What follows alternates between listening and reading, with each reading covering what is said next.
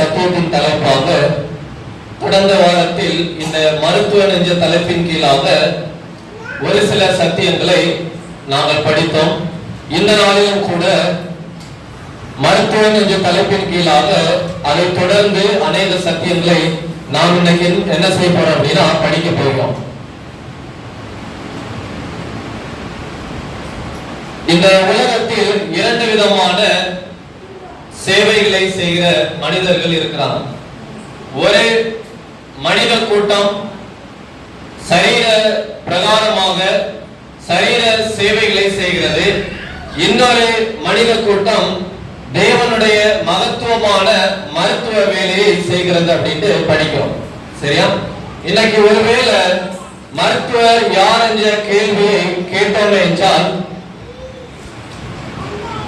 யார் மருத்துவர் அப்படின்னு சொல்லுவோம்?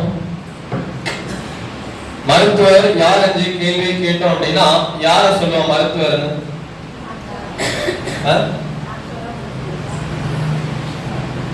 டாக்டரை தான் சொல்லுவோம். அதான் கேட்கிறேன், யார் மருத்துவர் அப்படின்னு சொல்லுவோம்?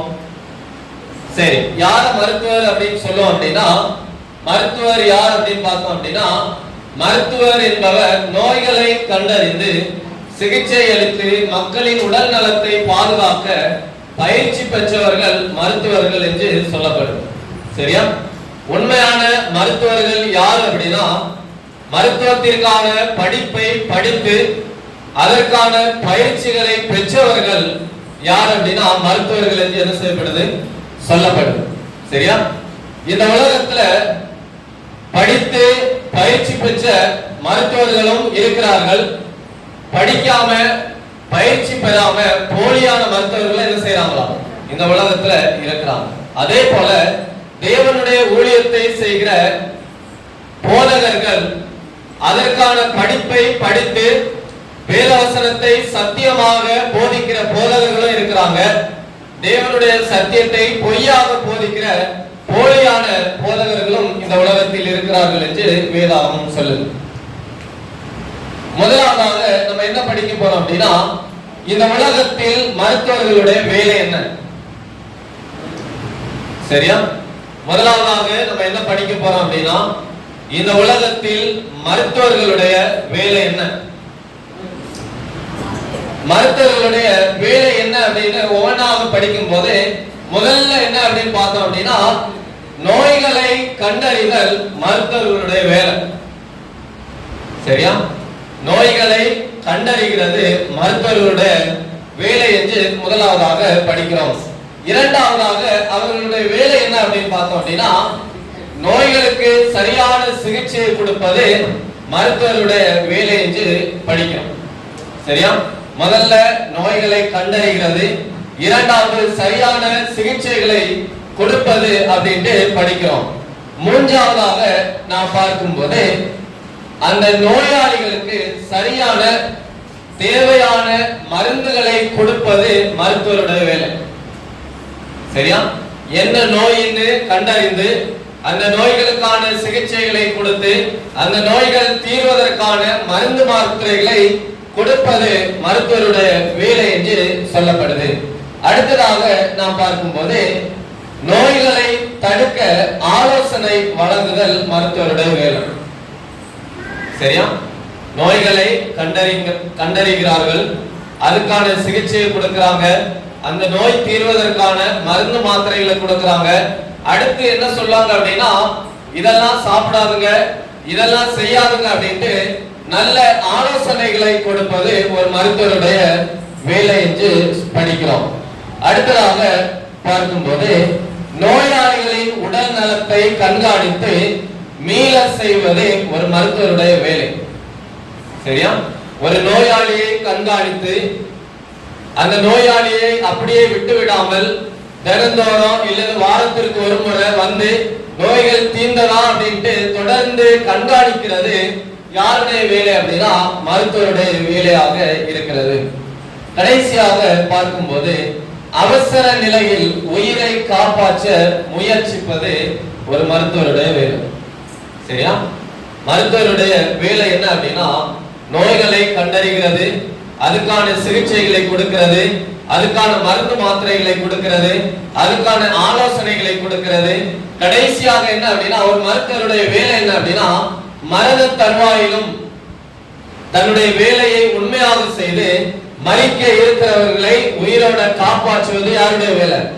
இந்த உலகத்திலே சேவை செய்கிற மருத்துவர்களுடைய வேலை என்று வேதாகமம் சொல்லுகிறது. அடுத்ததாக பார்க்கும்போது போலியான மருத்துவர்களை குறித்து படிக்கிறோம். உண்மையான மருத்துவர்கள் யார் அப்படின்னா அதுக்கான படிப்பு படித்து பயிற்சி பெற்றவர்கள் உண்மையான மருத்துவர்கள் என்று பார்க்கிறோம். போலியான மருத்துவர்களும் இந்த உலகத்தில் இருக்கிறார்கள். அவர்கள் யார் அப்படின்னா எந்த விதமான படிப்பும் இல்லாமல் எந்த விதமான பயிற்சியும் இல்லாமல் போலியான மருந்துகளை மனிதர்களுக்கு கொடுப்பவர் போலியான மருத்துவர்கள் என்று படிக்கிறோம். சரியா? போலியான மருத்துவர்கள் இந்த உலகத்துல இன்றைக்கு நிறைய பேர் இருக்கிறாங்க. ஏதோ படிக்காம எந்த பயிற்சியும் இல்லாமல் நான் மருத்துவர் என்று அநேக மனிதர்களுக்கு தவறாக மருத்துவம் செய்கிற போலியான மருத்துவர்கள் இருக்கிறார்கள் என்று நாம் படிக்கிறோம்.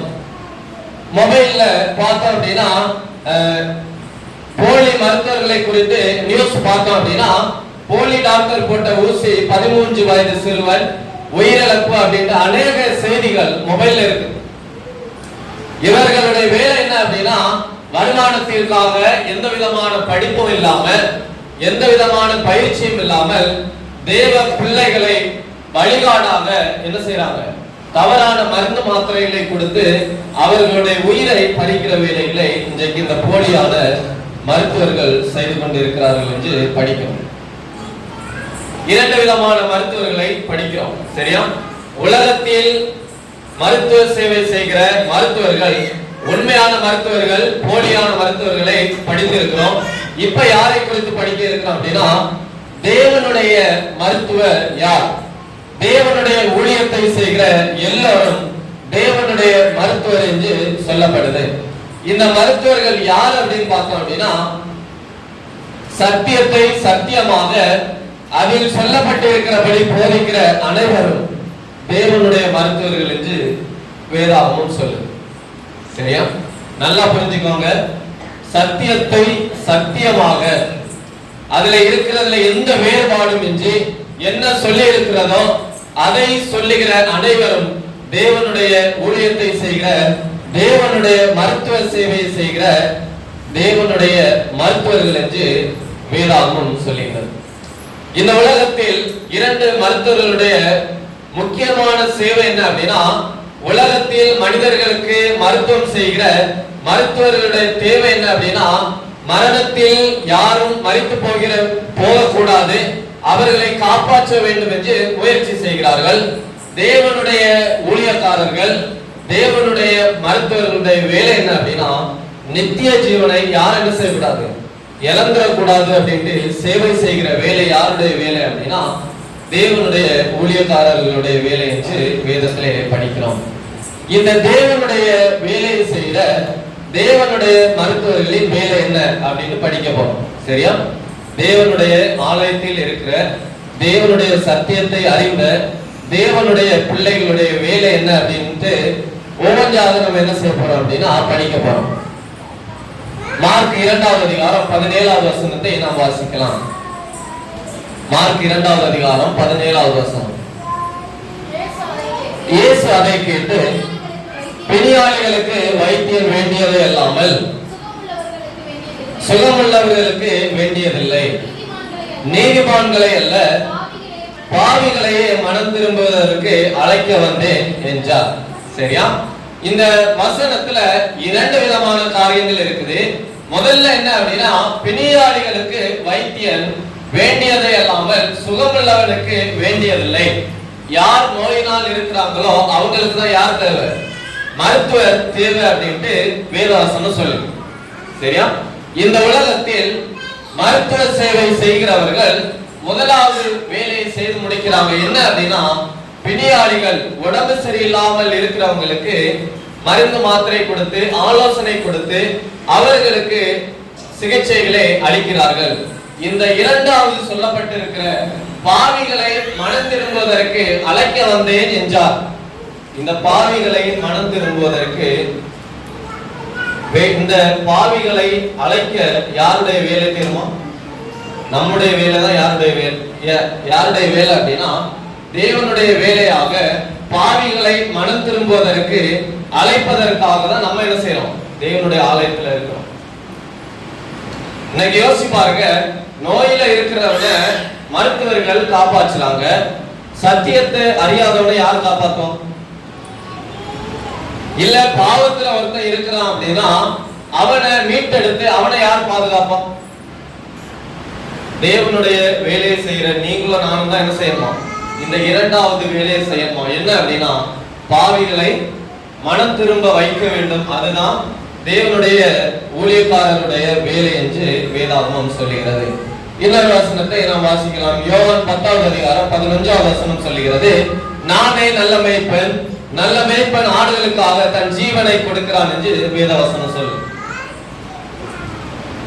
ஆண்டவராகிய இயேசு கிறிஸ்து நமக்காக நான் நல்லா இருக்கணும், நம்ம குடும்பம் நல்லா இருக்கணும் அப்படின்ட்டு அவருடைய விலையேற பெற்ற ரத்தத்தை சிந்தி நம்மை மீட்டெடுத்திருக்கிறார் என்றால் எதற்காக அப்படின்னா மற்றவர்களை, தேவனுடைய சத்தியத்தை அறியாதவர்களை நம்ம என்ன செய்யணும்? மீட்டெடுக்க வேண்டும் என்பதே நம்முடைய நோக்கமாக, தேவனுடைய விருப்பமாக இருக்கிறது.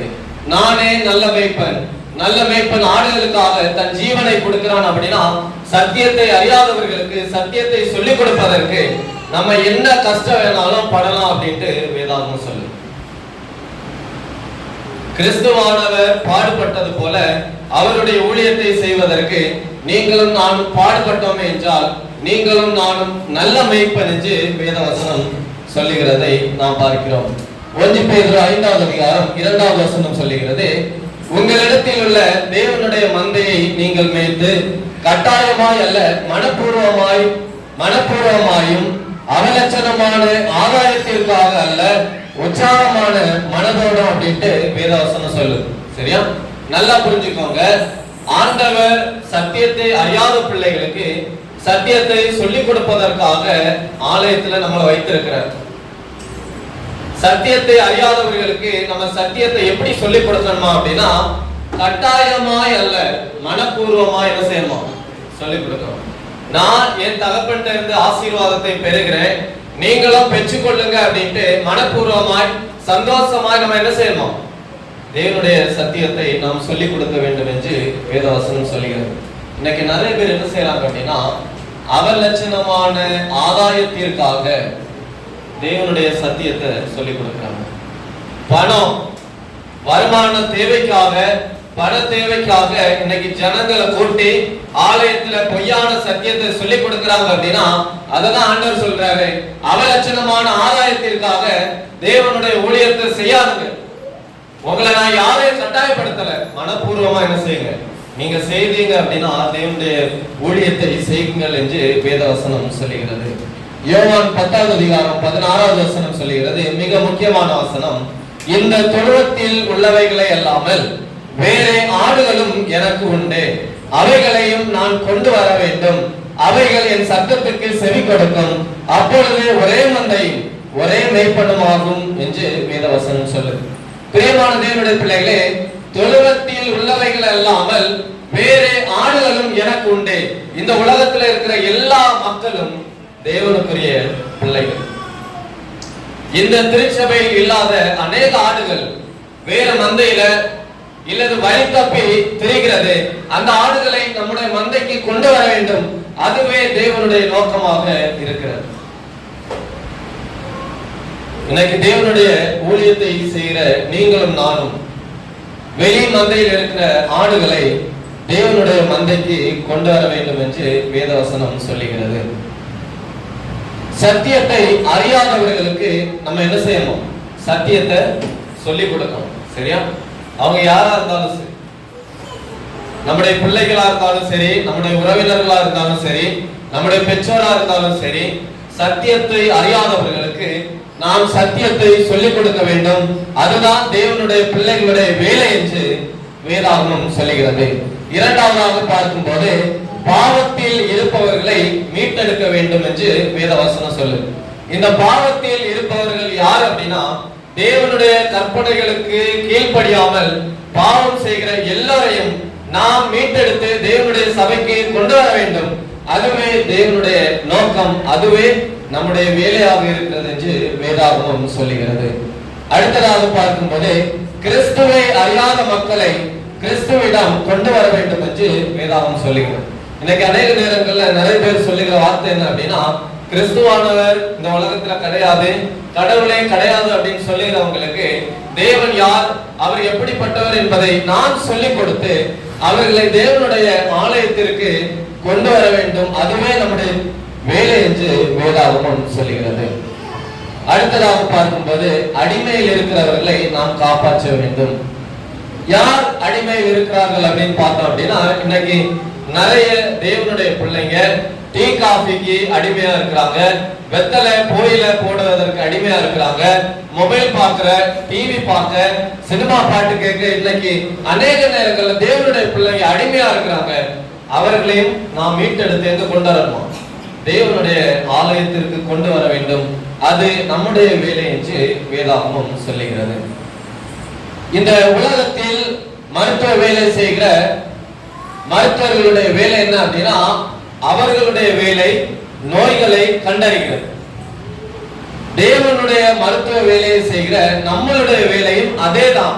என்ன அப்படின்னா, ஒரு மகனை சந்தித்து ஏன் கஷ்டப்படுற, உன் குடும்பத்துல என்ன பிரச்சனை இருக்குது அப்படின்ட்டு அவர்களுடைய நிலைமையை நம்ம என்ன செய்யலாம், அறிய வேண்டும் என்று படிக்கிறோம். சரியா? மருத்துவர்கள் நோய்களை கண்டறிகிறது போல கஷ்டப்படுகிற பிள்ளைகளை நாம் கண்டறிந்து அவங்களுடைய கவலைகள் வேதனைகளை நாம் கேட்டு அதிலிருந்து நாம் அவர்களை மீட்டெடுக்க வேண்டும் என்று படிக்கிறோம். இரண்டாவதாக பார்க்கும்போது, மருத்துவர்கள் அதுக்கான சரியான சிகிச்சைகளை கொடுக்கிறார்கள். சரியா? மருத்துவர்கள் நோயில் இருக்கிறவர்களுக்கு சரியான சிகிச்சையை கொடுக்கிறாங்க. தேவனுடைய ஊழியத்தை செய்கிற மருத்துவர்கள் என்ன செய்யணுமா அப்படின்னா, அவர்களும் அவர்களுடைய நிலைமையை அறிந்து தேவனுடைய சத்தியத்தை சொல்லிக் கொடுக்கணும்.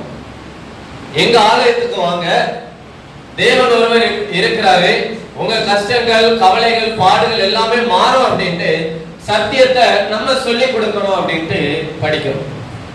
மூன்றாவதாக பார்க்கும்போது, மருத்துவருடைய வேலை என்ன அப்படின்னா, தேவையான மருந்துகளை பரிந்துரைத்து என்ன நோயோ அந்த நோய்க்கான மருந்துகளை கொடுக்கிறது போல தேவனுடைய ஊழியத்தை செய்கிற பிள்ளைகள் அவர்களுக்கு வேதாகமத்தை விளக்குகிற புத்தகங்களை நம்ம என்ன செய்யலாமா கொடுத்து, இதை படிங்க, இதன் மூலமாக தேவனுடைய ஆசீர்வாதத்தை நீங்க பெற முடியும் அப்படின்ட்டு அவங்களுக்கு நம்ம மருந்துகளை பரிந்துரைக்கிறது போல தேவனுடைய வேத வசனத்தை நாம் பரிந்துரைக்கலாம் என்று படிக்கிறோம்.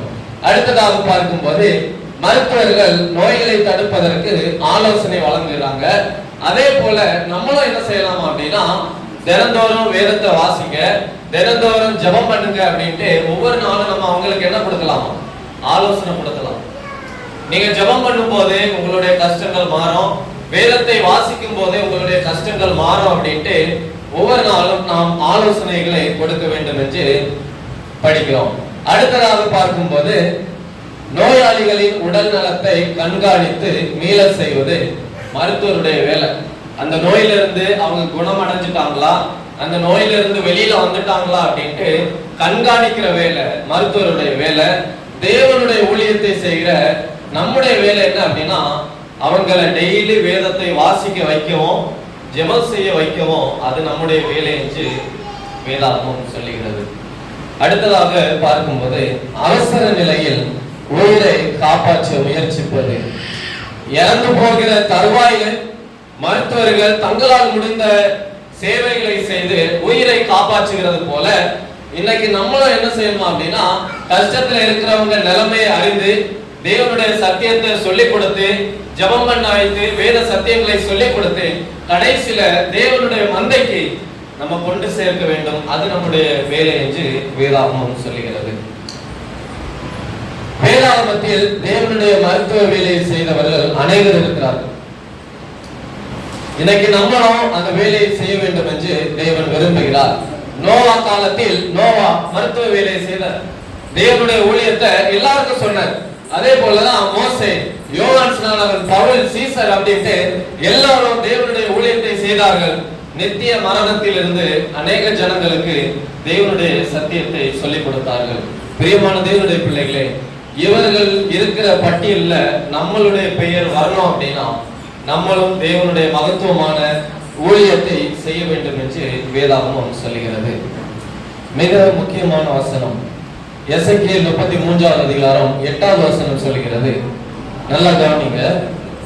நான் துன்மார்க்கனை நோக்கி, துன்மார்க்கனை நீ சாகவே சாவா என்று சொல்லுகையில், நீ துன்மார்க்கனை தன் துன்மார்க்கத்தில் இராதபடி எச்சரிக்கத்தக்க அதை அவனுக்கு சொல்லாமல் போனால் அந்த துன்மார்க்கன் தன் அக்கிரமத்தினாலே சாவான், ஆனாலும் அவன் இரத்த பலியை உன் கையில் கேட்பேன். சரியா? நல்லா புரிஞ்சுக்கோங்க. ஒருவன் தேவனுடைய சத்தியத்தை அறியாமல் அவன் இறந்து போனான் அப்படின்னா அவனுடைய இரத்த பலி ஆண்டவர் யார்கிட்ட கேட்பார்? நம்மள்கிட்ட தான் கேட்பார். என் பக்கத்து வீட்டுல இருக்கிறவங்க, என் உறவினர்கள், என் நண்பர்கள், இவங்க எல்லாம் சத்தியத்தை அறியாமல் இறந்து போனாங்க அப்படின்னா அந்த இரத்த பலி ஆண்டவர் யார்கிட்ட கேட்பார்? என்கிட்ட தான் கேட்பார். இன்னைக்கு யோசிச்சு பாருங்க, என் வீட்டு பக்கத்துல ஒருத்தங்க இறந்து அவங்கள தூக்கிட்டு போறாங்க. அவங்க சத்தியத்தை அறிந்து இறந்திருப்பாங்களா, இல்ல சத்தியத்தை அறியாம இறந்திருப்பாங்களா? ஒருவேளை சத்தியத்தை அறியாமல் அவர்கள் இறந்திருந்தாங்க அப்படின்னா அவங்களுக்கான இரத்த பலி ஆண்டவர் யார்கிட்ட கேட்பாரா? நம்மள்கிட்ட தான் கேட்பார். எனவே தேவனுடைய மகத்துவமான வேலையை, மருத்துவ வேலையை நாம் செய்ய வேண்டும் என்று வேதாகமம் சொல்லுகிறது. தேவனுடைய வேலை செய்கிற போலியான மருத்துவர்கள் இன்னைக்கு நிறைய பேர் இருக்கிறாங்க. சரியா?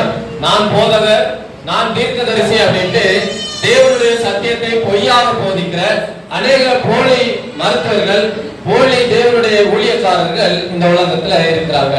இவர்களை குறித்து வேத வசனம் என்ன சொல்லுது அப்படின்னா 2 பேதுரு 2வது அதிகாரம் 1வது வசனம் சொல்லுகிறது. கள்ள தீர்க்கதரிசிகளும் ஜனங்களுக்குள்ளே இருந்தார்கள், அப்படியே உங்களுக்குள்ளும் கள்ள போதகர்கள் இருப்பார்கள். அவர்கள் கேட்டுக்கேதுவான வேத புரட்டுகளை தந்திரமாய் நுழைய பண்ணி தங்களை கிரயத்துக்கு கொண்ட ஆண்டவரை மறுதலித்து தங்களுக்கு தீவிரமான அழிவை வருவித்துக் கொள்வார்கள் என்று வேதவசனம் சொல்லும். இந்த வசனத்திற்கான விளக்கம், அர்த்தம் என்ன அப்படின்னா, ஆண்டவர் ஏற்கனவே சொல்லிட்டாரு, கள்ள தீர்க்கதரிசிகள் ஜனங்களுக்குள்ள இருக்கிறாங்க. இவங்களுடைய வேலை என்ன அப்படின்னா, கள்ள போதகர்களும் இருக்கிறாங்க. அவர்கள் கேட்டுக்கேதுவான வேத புரட்டுகளை தந்திரமா என்ன செய்யறாங்க? கொலை பண்றாங்க. எப்படி ஆதாம் ஏவாளை சாத்தான் வஞ்சித்தானோ அது போல இன்னைக்கு அநேக ஜனங்களை தந்திரமா என்ன செய்யறான் அப்படின்னா தேவனுக்கு பிரியமில்லாத சத்தியத்தை சொல்லி கொடுக்கிறான். இன்னைக்கு அநேக சபையில போனீங்க அப்படின்னா ஆடுறது, பாடுறது, சவுண்ட் போடுறது, இதெல்லாம் யாருக்கு பிடித்தமான செயல் அப்படின்னா அந்த சபையில இருக்கிற பிள்ளைங்களுக்கு அது என்னது? பிடித்தமான செயல்கள். இவங்க யாரை மறந்து போயிட்டாங்க அப்படின்னா கிரயத்துக்கு கொண்ட ஆண்டவரை மறுதலித்து, ஆண்டவர் என்ன சொல்றாரு, ஆண்டவருக்கு இது விருப்பமா இல்லையான்னு தெரியாம ஆண்டவரை மறந்து போய் கள்ள போதகர்கள் என்ன சொல்றாங்களோ அதை கேட்டு தங்களுக்கு தீவிரமான அழிவை அவங்களே என்ன செய்யறாங்க? தேடிக்கொள்கிறார்கள் என்று வேதவசனம் சொல்லுங்க. இன்னைக்கு இந்த உலகத்துல அநேக கள்ள போதகர்கள் செய்கிற வேலை என்ன அப்படின்னா வேத புரட்டுகளை, உண்மையான சத்தியத்தை மறைத்து தந்திரமாய் தேவனுடைய பிள்ளைகளுடைய காதில் நுழைய பண்ணி அவர்களை ஆண்டவரை மறுதலித்து அழிவை நோக்கி கொண்டு செல்கிறார்கள் என்று வேதவசனம் சொல்லுகிறது. சத்தியத்தை பொய்யாக போதிக்கிறார்கள். சரியா?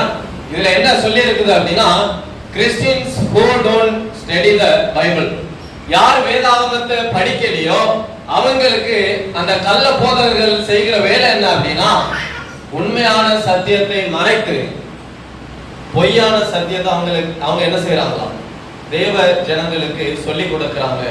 இப்ப கேட்கிற தேவனுடைய பிள்ளைங்க வேதாகமத்தை வாசிக்காம, வேதாகம் என்ன சொல்லுதுன்னு தெரியாம கள்ள போதகர்கள் என்ன சொல்றாங்களோ அததான் என்ன செய்யறாங்க? கேட்கிறாங்க அப்படின்ட்டு படிக்கிறோம். சத்தியத்தை பொய்யாக போதிக்கிறார்கள். இரண்டாவதாக பார்க்கும்போது தவறான வழியில தேவ ஜனங்களை நடத்துறாங்க. சத்தியம் என்ன சொல்லுதோ அதை சொல்லி கொடுக்காம, சத்தியத்தின்படி பிள்ளைகளை வழி நடத்தாம, சத்தியத்திற்கு புறம்பாக அழிவிற்கு பிள்ளைகளை வழி நடத்துகிறார்கள் என்று படிக்கிறோம். மூன்றாவதாக, தேவ ஜனங்களை வஞ்சிக்கிறார்கள். சாத்தான் எப்படி பொய்யாக வேடமிட்டு தேவ பிள்ளைகளை வஞ்சித்தானோ அதுபோல கள்ள போதகர்கள் இன்று அநேகர் தேவனுடைய ஜனங்களை என்ன செய்யறாங்களா அப்படின்னா வஞ்சிக்கிறார்கள் என்று வேதவசனம் சொல்லுகிறது. அவர்கள் மனிதர்களை ஏமாற்றுகிறார்கள். போதகர் போல, தீர்க்கதரிசி போல வேடமிட்டு அவர்கள் மனிதர்களை ஏமாற்றுகிறார்கள் என்று வேதவசனம் சொல்லுகிறது. வெளிப்படுத்தல் 22வது அதிகாரம் 18-19வது வசனம் சொல்லுகிறது, இந்த புஸ்தகத்தில் உள்ள தீர்க்க தரிசன வசனங்களை கேட்கிற யாவரும் நான் சாட்சியாக எச்சரிக்கிறதாவது, ஒருவன் இவைகளோடு எதையாகிலும் கூட்டினால் இந்த புஸ்தகத்தில் எழுதியிருக்கிற வாதைகளை தேவன் அவன் மேல் கூட்டுவார். ஒருவன் இந்த தீர்க்க தரிசன புஸ்தகத்தின் வசனங்களில் இருந்து எதையாகிலும் எடுத்து போட்டால் ஜீவ புஸ்தகத்தில் இருந்தும் பரிசுத்த நகரத்தில் இருந்தும் இந்த புஸ்தகத்தில் எழுதப்பட்டவைகளில் இருந்தும் அவனுடைய பங்கை தேவன் எடுத்து போடுவார் என்று வேதவசனம் சொல்லு. தேவனுடைய வசனத்தில் இருந்து எதையாகிலும் எடுத்து போட்டாலோ இல்ல எதையாவது கூட்டினாலோ அவனுக்கு தேவன் அழிவை நிச்சயமாக கொடுப்பார் என்று வேதவசனம் சொல்லு. ஆண்டவர் ஏற்கனவே சொல்றாரு, எச்சரிக்கையா இருங்க, ஜாக்கிரதையா இருங்க. ஏனென்றால் இன்னைக்கு அநேகர் செய்கிற காரியம் என்ன அப்படின்னா, தேவனுடைய சத்தியத்துல இருந்து எடுத்து போடுறது இல்ல கூட்டுறது. வேதவசனம் சொல்லுது, ஓய்வு நாள் 7ஆம் நாள் ஓய்வு நாள், அது பரிசுத்தமான ஓய்வு நாள் அப்படின்னு சொல்லுது. ஆனா தேவனுடைய சத்தியத்தை பொய்யாக போதிக்கிற போதகர்கள் வாரத்தின் முதலாம் நாள் தான் ஓய்வு நாள் அப்படின்ட்டு சொல்றாங்க. சனிக்கிழமை இல்ல, ஞாயிற்றுக்கிழமை தான் உண்மையான ஓய்வு நாள். சனிக்கிழமை ஓய்வு நாள் அது ஏற்கனவே ஒளிஞ்சு போச்சு, 10 கற்பனை ஏற்கனவே ஒளிஞ்சு போச்சு அப்படின்ட்டு இன்னைக்கு அநேக கள்ள போதகர்கள் சத்தியத்தை பொய்யாக என்ன செய்யறாங்க அப்படின்னா தேவ பிள்ளைகளுக்கு போதிக்கிறார்கள் என்று வேதவசனம் சொல்லுது. பிரியமான தேவனுடைய பிள்ளைகளே, 2 காரியங்களை நாம் முக்கியமாக புரிந்து கொள்ளணும். எதையாகிலும் கூட்டினாலும் புஸ்தகத்தின் வசனங்களில் இருந்து எதையாகிலும் எடுத்து போட்டால் ஜீவ புஸ்தகத்தில் இருந்து அவனுடைய பெயரை ஆண்டவர் எடுத்து போடுவார் என்று வேதவசனம் சொல்லுது. தேவனுடைய வசனத்துல நம்ம எதை என்ன செய்ய முடியாது, கூட்டவோ குறைக்கவோ எடுத்து போடுவதற்கு நமக்கு எந்த அதிகாரமும் கிடையாது. தேவனுடைய வசனம் ஒரு காலம் என்ன செய்யாது, ஒளியாது. இன்னைக்கு அநேகர் அது ஒளிஞ்சு போச்சு, அது இல்ல அப்படின்ட்டு தேவனுடைய ஓய்வு நாளை தவறாக போதித்து தவறான வழியில் பிள்ளைகளை வழி நடத்துகிறார்கள். மத்தேயு 7ஆம் அதிகாரம் 21-22வது வசனம் சொல்லுகிறது, பரலோகத்தில் இருக்கிற என் பிதாவின் சித்தத்தின்படி செய்கிறவனே பரலோக ராஜ்யத்தில் பிரவேசிப்பாவனே அல்லாமல் என்னை நோக்கி கர்த்தாவே கர்த்தாவே என்று சொல்லுகிறவன் அதில் பிரவேசிப்பதில்லை. அந்நாளில் அநேகர் என்னை நோக்கி கர்த்தாவே கர்த்தாவே உமது நாமத்தினாலே தீர்க்க தரிசனம் உரைத்தோம் அல்லவா, உமது நாமத்தினாலே பிசாசுகளை துரத்தினோம் அல்லவா என்றார்கள். இது யார் அப்படின்னு நமக்கு தெரியும். இது யாரு அப்படின்னு நமக்கு தெரியும். ஞாயிற்றுக்கிழமை ஆராதிக்கிற எல்லாரும் சொல்லுகிறது என்ன அப்படின்னா, கர்த்தாவே கர்த்தாவே உமது நாமத்தினாலே தீர்க்க தரிசனம் உரைத்தோம், பேய்களை விரட்டணும், நோய்களை குணமாக்கணும் அப்படின்ட்டு தேவனுடைய வருகையில சொல்லுவாங்க. ஆண்டவர் ஏற்கனவே சொல்லிட்டாரு, பரலோகத்தில் இருக்கிற என் பிதாவின் சித்தத்தின்படி செய்கிறவனே பரலோக ராஜ்யத்தில் பிரவேசிப்பானே அல்லாமல் என்னை நோக்கி கர்த்தாவே கர்த்தாவே அழுது ஜோம் பண்றவன், தேவனுக்கு பிரியமில்லாதது செய்யறவன், அவன் ஒருபோதும் எங்க போக முடியாதான், பரலோக ராஜ்யத்துக்கு போக முடியாது அப்படின்ட்டு வேதவசனம் சொல்லு. கடைசியாக ஆண்டவர் கொடுக்கிற பதில் என்ன அப்படின்னா, மத்தேயு 7ஆம் அதிகாரம் 23வது வசனம் சொல்லுது, அப்பொழுது நான் ஒரு காலம் உங்களை அறியவில்லை, அக்கிரமம் செய்கைக்காரரே என்னை விட்டு அகன்று போங்கள் என்று அவர்களுக்கு சொல்லுவேன். ஆண்டவர் கள்ள போதகர்களுக்கு கள்ள தீர்க்கதரிசிகளுக்கு கொடுக்கிற பதில் என்ன அப்படின்னா, உங்களை நான் ஒருபோதும் அறியவில்லை, என்னை விட்டு என்ன செய்யுங்க, அகன்று போங்க. இன்னைக்கு அநேக தேவனுடைய மகத்துவமான ஊழியத்தை கையில் எடுத்தவர்கள் உண்மையான சத்தியத்தை சத்தியமாக சொல்லிக் கொடுக்காம அதை பொய்யாக சொல்லிக் கொடுத்து பொய்யான வழியில தேவனுடைய ஜனங்களை வழி நடத்துகிறார்கள். பிரியமான தேவனுடைய பிள்ளைகளே, சத்தியத்தை அறியாதவர்கள் இறந்து போறாங்க அப்படின்னா அந்த இரத்த பலி உங்கள்கிட்டையும் என்னட்டையும் ஆண்டவர் என்ன செய்வாரா கேட்பார். எனவே இதுவரைக்கும் எப்படின்னு தெரியல, இனி சத்தியத்தை அறியாமல் யாரும் என்ன செய்யக்கூடாது, இறந்து போக கூடாது. சரியா? சத்தியத்தை அறியாமல் யாரும் இறந்து போக கூடாது. எல்லாருக்கும் சத்தியம் தெரியணும். அதனால இங்க இருக்கிற நம்ம எல்லாரும் தேவனுடைய மகத்துவமான ஊழியத்தை செய்வோம். தேவனுடைய பிள்ளைகளை பரலோக ராஜ்யத்திற்கு நாம் கூட்டி செல்வோம். தேவன் தாம் உங்கள் அனைவரையும் ஆசீர்வதிப்பார். ஆமென்.